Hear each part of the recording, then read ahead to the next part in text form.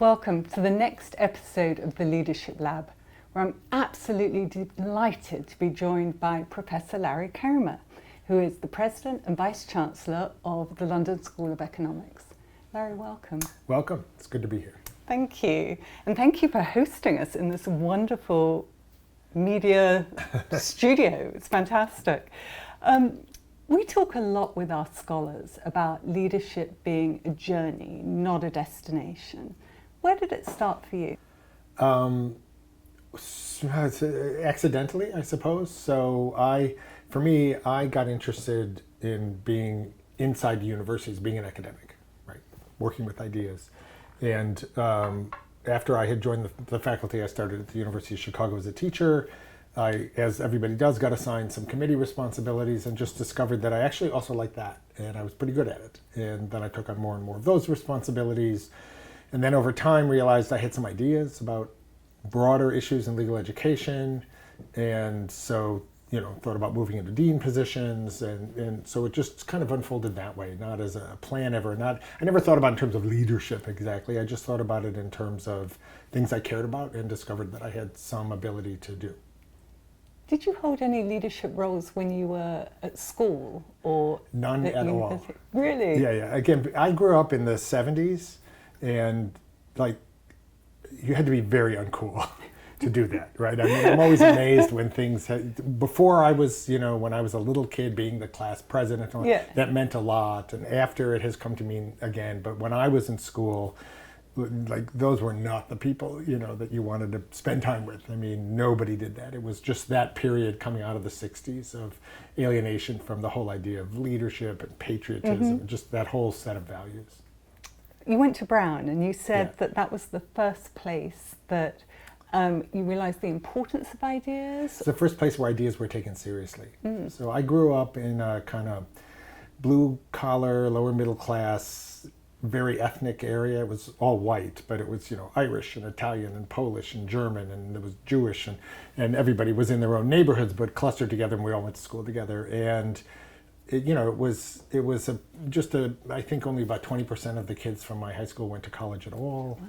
And most of them went to community college nearby. So it just wasn't a place, that ideas as such were, terribly important. We had to learn our things to get our jobs, but, they tracked still. So there was accelerated classes and advanced classes and regular classes. So the smart kids were in the accelerated classes. But even there, it was you weren't thinking about anything other than doing school.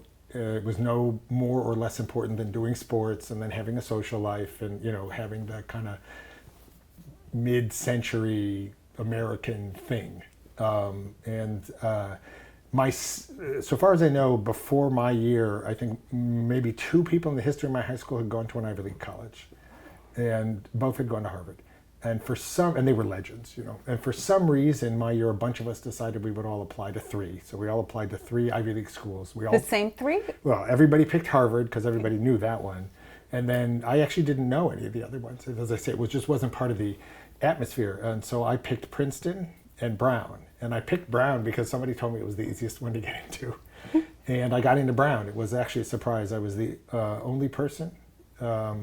And I was not the best student in my high school class by any stretch. But so I got to Brown, and that was a really different experience. It was, this was just not at all like, the world in which I had grown up. So you're drawing kids, particularly from the East Coast, from the prep schools, kids who had actually grown up in worlds like that. And the university itself was a place where actually people took ideas seriously. That may have been true at other schools as well.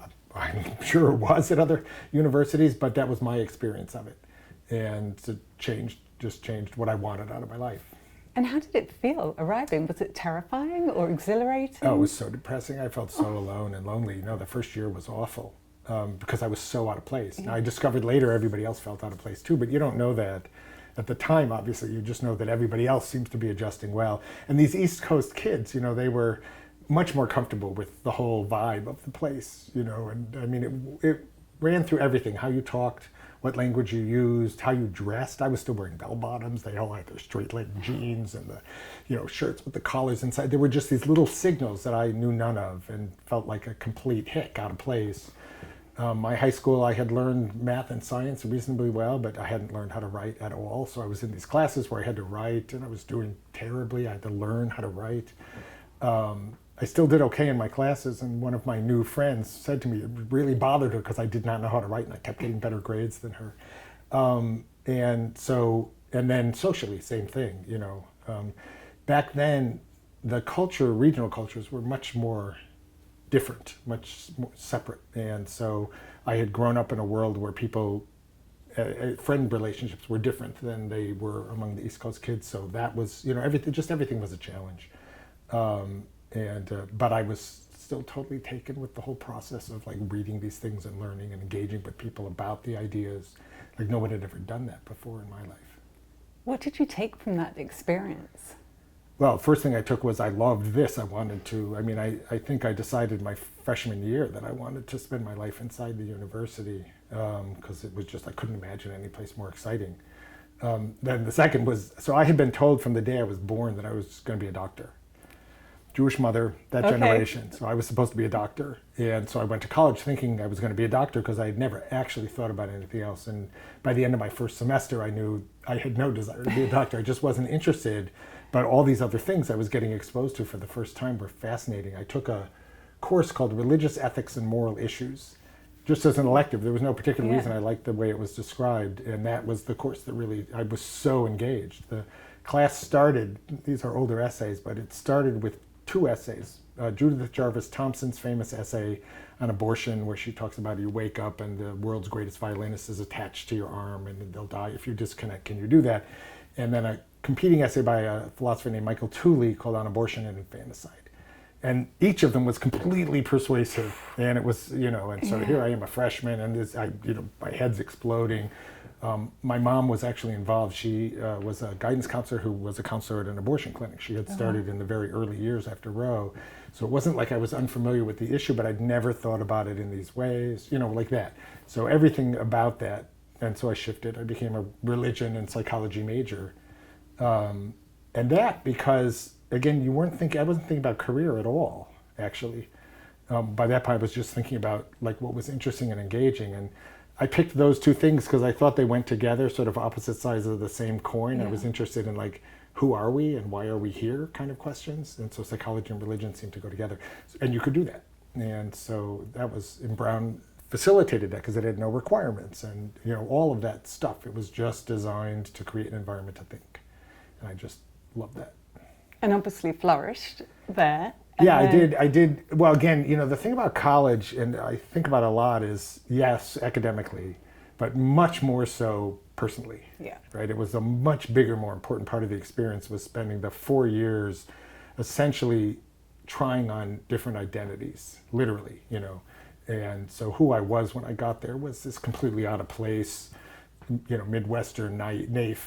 And then just trying to be different kinds of people until I settled on who felt comfortable. So college was just a succession of different identities.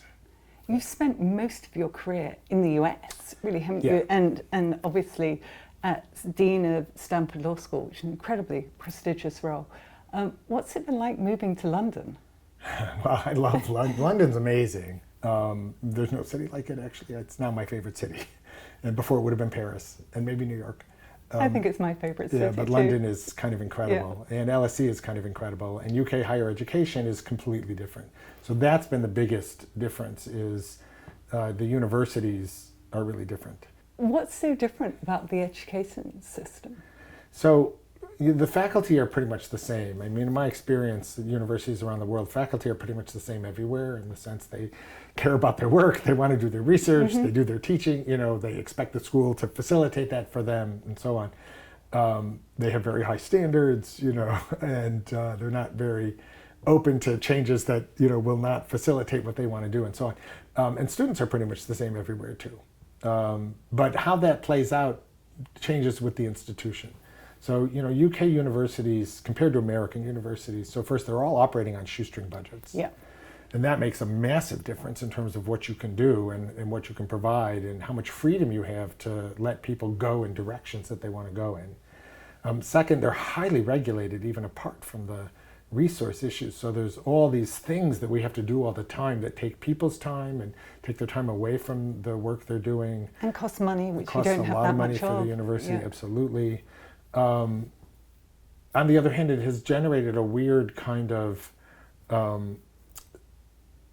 people take teaching more seriously here than at any of the American universities I was at. I think that's actually really great. That's partly a product of the regulation. I think, there's the TEF, which forces people, and the same thing with the REF. There's very few people here who are not active scholars. You don't have people who get tenure and just stop working very hard. And so there's pluses to it as well. And then there are other differences. I don't know, the UK universities, in my experience so far, it's still pretty young. There's less interaction across universities than in the US. People visit other universities less. I visited a bunch of universities for a year or a semester just to meet people and see what it was like at a different university. That happens very seldom here, from what I can tell. So there's just it's a different, but the main thing is the resources and bureaucracy. Those are the two biggest differences. Well, and your sort of colleagues and peers in the US at the moment are facing, or at least last year, were facing all sorts of challenges, weren't they, in terms of students, donors, faculty even demanding that they made statements about geopolitical We had the issues. same challenges here, with one exception, which was the donor Donors. challenge. Someone said to me, how are you dealing with your big donors? I was like, I wish I had that problem. Yeah. Please give me that problem. I would love to have to deal with that. But the expectations from students and faculty who felt really strongly about what's going on in the Middle East were the same. We had encampments all across the UK. They followed the same pattern as in the US. Although you weren't hauled in front of Parliament. No, although the Prime Minister tried to haul us into 10 Downing to dress us down, and some went. I didn't. I was traveling at the time, but he just wasn't as good at it. Congress, they were really good at doing that. Yeah. And in the U.S., because of the media, they made it into a bigger deal. But we were also later, and so we had the models to look at what worked and what didn't in the U.S. in terms of getting through the challenges in a way that left the community relatively intact. Yeah. So I think, so far at least, I think none of the UK universities have had the same kind of explosive violence or outcomes that they just walked into at some US universities. Prior to coming here, you were president of the William and Flora Hewlett Foundation, which is obviously an enormous foundation. What made you make the move from academia to philanthropy? Yeah.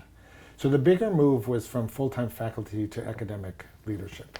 So as a full-time faculty member, my job was I could read what I wanted, write what I wanted, research what I wanted, pretty much teach what I wanted. I mean, I had some obligations, but it was really my life to control. Yeah. You become a dean and that just changes completely. Now your job is essentially, you're sitting on a pool of resources, financial, but also human capacities, connections you can make, powers to convene, and your job becomes to make those available to the faculty and students to enhance their work. That is literally what you do in any academic leadership job. That's the whole job. And in American law schools, at least, the dean has a half-life of around 10 years, at which point the faculty, they're just ready for a change. Even if they love what you're doing, it's, if I eat vanilla ice cream every day for 10 years, I may still like vanilla, but I'm really ready for another flavor. And so as I got into my 8th year, I started thinking about what I wanted to do next. The other lesson I had observed was if you wanted to go from the deanship to something else, you had to do it from the deanship. If you go back to the faculty, there was a sort of out of sight, out of mind, and other leadership roles became much more hard. So as I was thinking about it and the Hewlett Foundation job came open, I knew a fair amount about it because the president there was a predecessor of mine at Stanford, and it was located right near the law school. And I thought it was the same job. Basically, you would sit on a pile of resources, and your job was to make those resources available to enhance other people's work, except it was way more resources and more tools. So as a university actor, you have research and teaching are the basic tools you have in convening. But as a foundation president, you can fund that and a million other kinds of things. So I thought it would be a fantastic move, and it felt like a smaller move than the move from professor to dean. Once I got into it, I discovered that wasn't wrong, except philanthropy was way harder. It's an actual trade. There's an art to it. You can do it very badly. It's not easy to give away money well. And I really needed to learn the whole field as well as the substance of the areas in which the foundation worked. So it became a really challenging, totally different kind of job that, you know, had its own great aspects.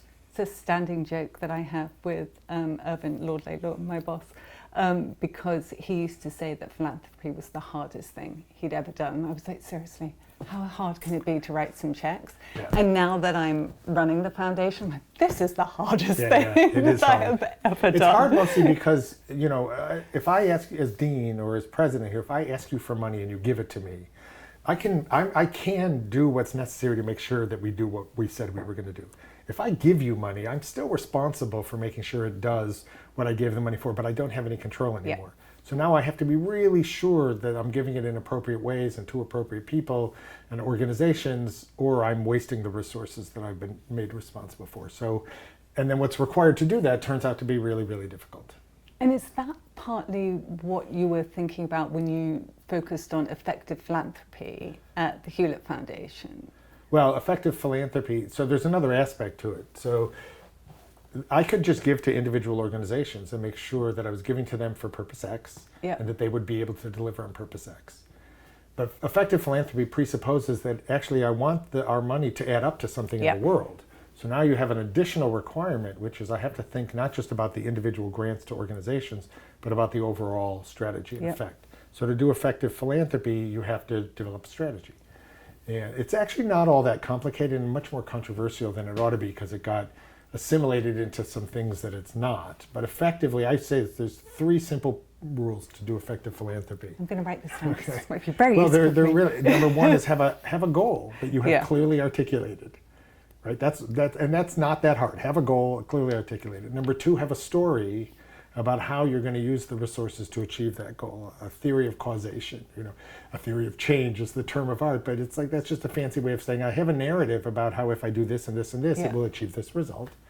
And then 3 is have some way to have some sense of whether you're getting there.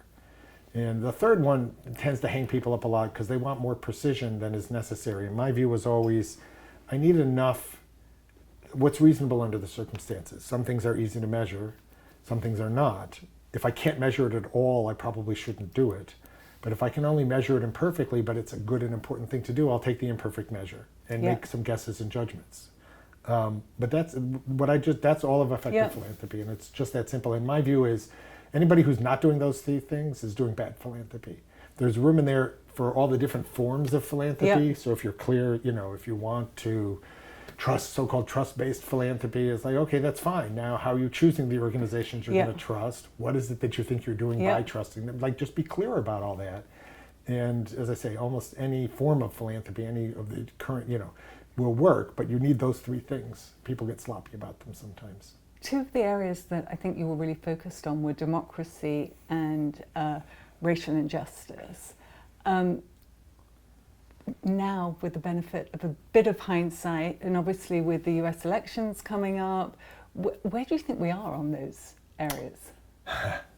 Well, they're different, you know, although obviously somewhat related. On the democracy front, one of the reasons I was interested in going to Hewlett was, so my scholarship had been, although it was about courts, the question that really interested me were what were the conditions that made popular government possible?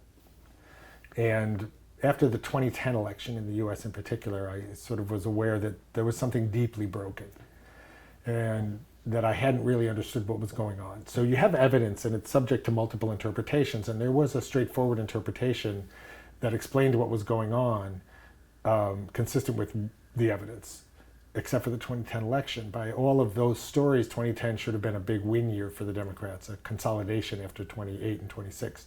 And instead it was this massive repudiation. And that made me go back and look at everything again. Yeah. And I realized there was a whole different story that had been evolving since the late 60s, and that the institutions of American politics were really deeply broken. And so the chance to go work on that was one of the things that attracted me. Now, at the time I went there in 2012 and announced we were going to try and deal with the problem of political polarization, literally everyone else in the field was like, what are you talking about? You're nuts. Really? Yes, and we forget, this is as late as 2012. It took till 2016 to really, really turn people around, even though it was really evident That by that the was what was 70s or coming. 90s. Yeah. So now what's happened over time was our approach and my thinking about polarization shifted. When I started, the thought was, so the fundamental problem is you can't have a democracy unless the people within the political community see themselves as part of a shared political community, notwithstanding their differences. The assumption we started with was the public at large actually is generally where they've always been. They're okay on that, but political leadership is polarized and the public is responding to their messages. So if we can fix the top, so we focused on Congress, if we can get the members of Congress to once again start working together, compromising, doing the things that had made Congress work for the first 200 years, that would solve the problem. By 2016, a couple of changes, some of it was changes, some of it was misdiagnosis on our part. It was clear that although the top was polarized, so was the larger public now, maybe, and that it had moved from what ideological polarization to what they call affective polarization, where it's more in-group identity, out-group dislike. Yeah. And so that we had to change how to think about working on it. Our first strategy, which was about fixing Congress, actually we accomplished a lot. Congress is way more functional now than it was when we started, and for things that I really do believe can be attributed to the grantees we were supporting. It just turned out that didn't solve the larger problem. But if you think about Congress, it's been quite functional in the last bunch of years, and that's partly because of internal changes. The larger problem, though, got much, much worse. Yeah. We're at great risk of losing. We're losing democracy all over the world, and we're at great risk of losing it altogether, including in the places where it has existed the longest. So that problem remains. It's a major issue that people at LSE work on, and one of the things I'm really excited to be able to continue to support. So the issue hasn't gone away. We have to keep trying. Racial justice is a different kind of thing in the sense that, again, there are many issues, right? And no foundation works on all of them. It had not ever been a particular focus of the Hewlett Foundation from its history. We had other issues. When I took the job, they asked me, what do you think about the areas in which we work? And I said, I love the areas in which you work. I mean, it seems to me you've picked 5 or 6 of the 20 problems that can plausibly claim to be in the top 10. And you can't do better than that. No. So other people are working on different of those problems, but these are all problems well worth working on. I said, you're missing the democracy problem, but my reason I said to them was almost all of the work in the areas you care about depends on a functioning democratic system. So you have to work on that because it's a foundation for everything else. As I said, racial justice was not an area in which we had worked when the George Floyd killing took place, and that had a kind of seismic effect across American society and in all of the institutions, including ours. Basically, I said to the staff after talking to them and listening, I said, okay, here's what I'm hearing, right? Basically we have said we are unaccountable. We get to choose the things we work on. That imposes a responsibility on us, though, to be transparent about what we're doing and to listen to what comes back. So what I'm hearing coming back is, okay, Hewlett Foundation, you haven't worked on racial justice, and you should. Yeah. So we have a way in which to accommodate it within our framework. So we created a racial justice initiative, allocated $150 million over 10 years. Well, the thing that was striking about that, unusual, was the amount was a little higher than a starting out initiative. When we started democracy, it was 50. When we started cybersecurity, it was 20. But we also spread... Always over 3 years. Over 5, typically. 5. So this I made 10. And I did that intentionally because you knew what has happened was going to happen, which is there would be this big outburst and then the retrenchment. Yeah. And that's happening. And I committed us to go through that retrenchment so that we would not only be working on it, but would be spending more in the later years than we were in the early years. And that is what's happening at Hewlett. So they continue to work on the issue and do so in ways that hopefully adapt to the retrenchment itself. The retrenchment was a predictable outcome of kind of overreaching in the early phases where everybody got kind of, the anger was so built up, that it basically generated a push that was more momentum, but that was also more than a lot of people were willing to accept. You need no less in racial justice than anything else. You have to bring the people who are opposed along, right? You can't, just because you're right doesn't mean you're going to win, and you have to care more about making progress than about being right. And I tried really hard to build the structure at Hewlett so that would be our understanding and approach, which depended partly on who you hired to do the work and on our conversations within and so on. But as I say, most people just did the one thing, produced the backlash, and the backing off started, and in the end, usually you're a little better off you were when you started, but not anywhere near as well off as you might have been if you'd been a little more strategic about it. I read somewhere that you advise your students not to plan too far ahead, and I definitely can relate to that, in that I think some of the most interesting things that I've done have absolutely not been part of any plan whatsoever. But why do you say that to your students? What I saw a lot of was somebody would say, here's where I want to end up. So then they would say, in order to end up there, I'm going to have to do this and this and this and this. And I actually want to do none of those things, but that's where I want to end up. So you're going to spend a whole lot of time doing things that you don't actually want to do. And you might end up there or you might not. But the truth is, you have no idea who you're going to want to be by the time you get there anyway. So it's always, particularly for kids like the LSE students or the students that I was teaching, they were going to be okay no matter what. I mean, that's not true for everybody in the world, although I think I would still give the same advice, which is you should do the things that you care about and want to do and see where they lead. Yeah. And then an opportunity of some sort will arise, or you can look then to do something different or create an opportunity. But as I say, you don't know who you're going to want to be at a later point in time. So to plan now for something and then spend a whole lot of time doing things that aren't what you want to do is a really bad way to live a life. I love that the mission of LSE is to understand the causes of things, because that fits really closely. For the betterment of society. For the betterment of society.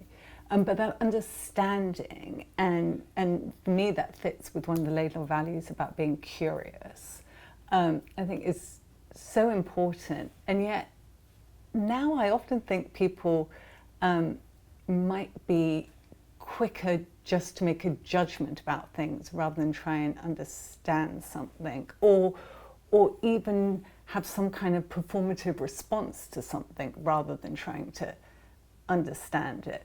But that may be that I'm just feeling a bit old and cynical. Do you think that your students and your faculty understand that mission, espouse that mission? So I think it's really interesting. I think there is a generational thing happening in universities. By the way, I love that mission as well, because there's very few of those missions that you actually want. They always sound a little goofy. And this one, it actually captures what a university is supposed to be about, right? Understanding the causes of things for the betterment of society. But I think that has generally, the academy I entered, that is what it was everywhere. So whether that was the mission statement or not, what faculty thought they were doing was trying to understand things. It was not an instrumental job. If you wanted to change the world, you would not come to a university. You would go work for an NGO, work for government, work for business, whatever. Go do but if you wanted to come to a university, it was because you wanted to understand things and help other people understand things. And I think the generational shift is many, many more of the faculty, younger faculty. That's not how they view the job. They are interested in the intellectual ideas, but for a purpose. So they're here, to produce a particular change in the world, as opposed to letting the change follow from the understanding. Okay. And that's, as I say, it's a generational shift. I had a friend of mine at Michigan who was having this very discussion with a bunch of the younger faculty, and he described it to me after. He said, I could see they were just sitting there like nodding, and thinking to themselves, in a couple of years this bozo's going to be gone, and then we can get on with the business of things. And so. So it's not even. I'm more in that former category. It's not like you don't have ideas, but they're always bracketed.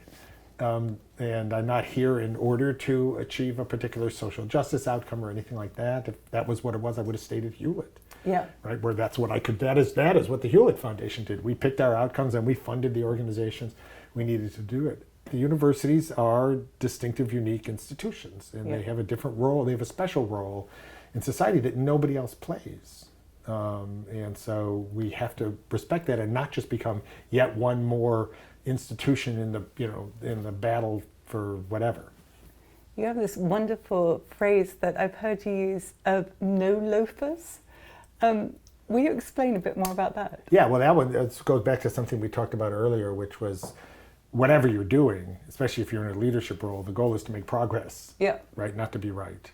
So I said, we have a whole lot, there's that old expression, better half a loaf than none, right? So I said, actually, the world has shifted where we have a whole lot of people who it's better no loaf than a half. So I call them no-loafers, for whom, they don't care about making progress. It's more important that everybody understand how right they are, even if standing that way means that nothing will happen. And that I just think that's really wrong-headed. Particularly in philanthropy, it was really wrong-headed. Again, they're not my resources. They never were. It was a trust, and the trust was to use the resources to change the world that would make it better. That was literally our mission.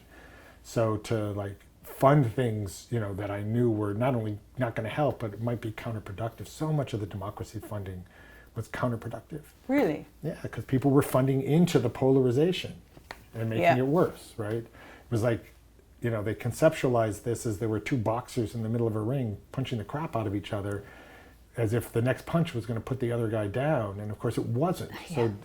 So it was just making everything worse. And so that's where all that came from, was we need to think about what we need to do to make progress. And if that requires compromising with somebody who you don't agree with, then you do that, right? Because the alternative is worse. What else, if our scholars are thinking about that tension between progress and principle, what else should they bear in mind to help them get that right? So first, those are not in opposition. Okay. Right? Nothing about compromising is unprincipled. It's a really weird understanding of principle. I mean, yes, there are instances or things that are so extreme or so important or so profound that you shouldn't compromise around them. But what used to be out here is now here. Yep. Right? So I want to start with saying all of the funding I did, I think, was completely principled. It just began with recognition that there were other people who felt and thought differently.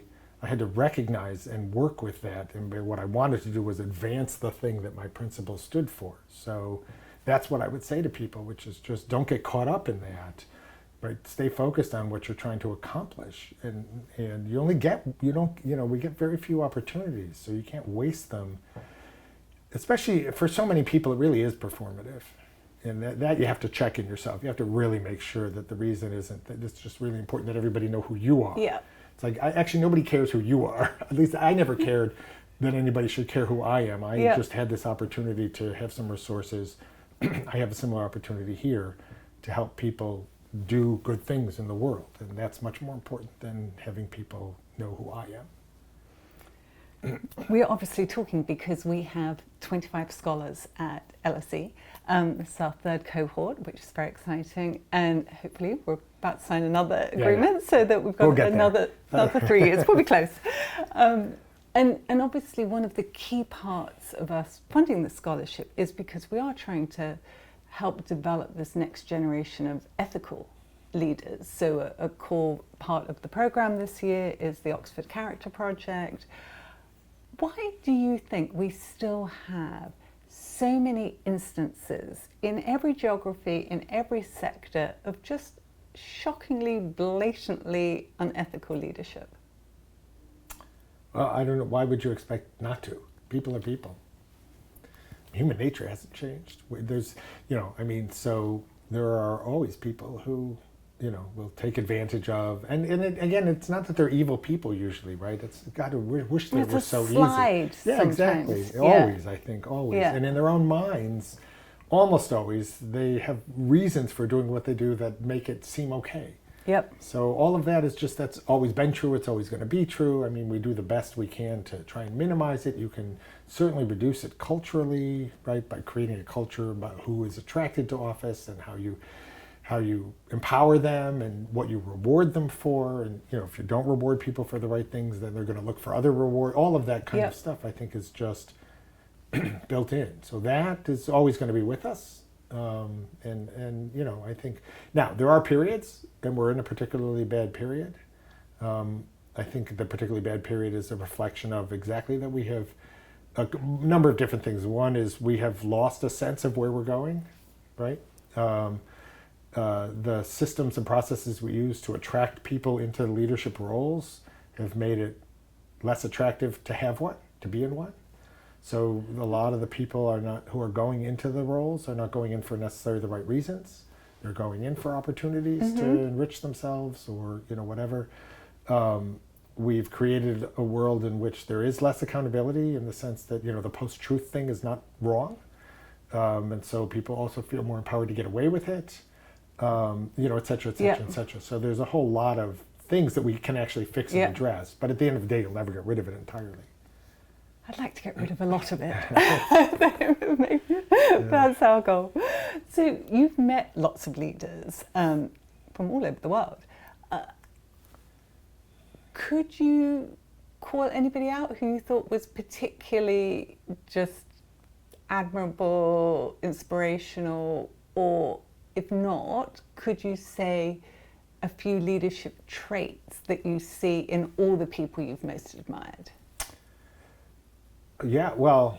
I mean, there's so many of those. What I would say is all the people that I was lucky enough to work for or with or under, it felt like with, that's one of the qualities I would call out, had different qualities that stuck with me. So my first position out of law school in a job situation was a judge. His name was Henry Friendly, one of the great judges in American history. And what I took away from that was, the need to care about details, to pay attention and make sure you weren't sloppy. Because if you were, he yelled at you and threw things at you. It was really difficult. But there was a particular kind of integrity to everything that he did. So he never lied or distorted arguments. He never made an argument seem stronger than he knew it was, and so on. Like real integrity in that. Next year, I clerked at the Supreme Court for Justice Brennan, for whom the values that kind of were not those. I mean, he counted on us to do that as his clerks, but what he brought into it that stuck with me was a kind of courageous integrity where he was willing to move the law to do what he thought was right. I don't always agree with that. I'm not even sure that's right for the role of a judge, but as a human being, he was like an incredibly admirable human being. He had a very solid core, and that's what drove him. So it was another aspect of integrity. In my law schools, I just got to see some great deans in action: Gerhard Casper, Jeff Stone, Lee Bollinger. And, they all had that other set of qualities, which was the ability to lead from integrity and have a vision and ideas, but care about how to get it done. So, that I definitely learned from all of them. And in all of them, the idea was empowering the younger people. Yeah. So I was mentored at every stage, even not explicitly, just, there was always that sense of, to the extent that I was working with them, it wasn't for them. It was for the institution and for me. So, all of them. I mean, and I wouldn't want to name any one of the people I worked for because they were all actually amazing, although in different ways. The last quality, which they all had, but particularly John Sexton, was generosity. So his approach to leadership was always to be as generous as possible. I mean, I boiled it down to a negotiating principle, right? One way to negotiate with someone is I'm going to give to you as little as I have to, and I'm going to try and get from you as much as I can. John was the opposite. I'm going to give to you as much as I can, and I'm going to ask from you as little, only what I need. And that approach ends up getting you much more. Right? Because people actually care. And he was genuinely like that, And when I used to negotiate salaries, I probably shouldn't say this because I'm going to deal with some of this. Now you're going to get a flood of requests. What I would say to people, which I got from John, what I would say to people was, look, let's not negotiate. Don't ask for the moon because you think we're going to end up somewhere in the middle. Tell me what you actually need and want. Yeah. And if I can do that, we're done. And if I can't, I will tell you what I can do. And that will be as much as I can do, and we're done. And I found that to be a much more satisfying way to deal with people. I hate the going back and forth, and all of that. So it's a shell game or it's a game. So that was an important quality. I mean, I don't know. There's so many different qualities. So. What's the hardest thing to do as a leader? I think one thing we all find difficult is you come in for a lot of abuse that seems personal, it is addressed as personal, but it isn't personal. But not taking But it it feels personally can be personal. hard. So Yeah. you have to remember that the people, often they don't know you, and it's not you, it's the role or the decision that you felt you had to make for the institution, that in making the decision it was not for you. If it is for you, then you're going to be bad in the role. So that's always hard. Patience, though, mostly. It's just, you have to have patience and willingness to yield. It's like, so maybe what I'm saying writ large is you have to put your ego aside. It's not about you. Again, something I saw with John, he would give credit, he took credit for nothing, and he gave credit for everything to other people. And I think that facilitated just a whole lot, and it was the right thing to do, even when it was his idea. I mean, you also have this thing where you end up often having to apologize to people for things they did to you. But again, it's like you're keeping your eye. It's like, it's not about me. This isn't about my pride or my ego. What I care about is I need you to work with me. So if apologizing is what I need to do, and I will do it sincerely. It's not a fake. It's like, okay, I am sorry. I don't want it to be this way, And that's a generosity of spirit thing too, isn't it? Well, I'd say generosity and patience maybe is what are the two. Generosity, patience, and pragmatism and integrity. Okay. Yeah.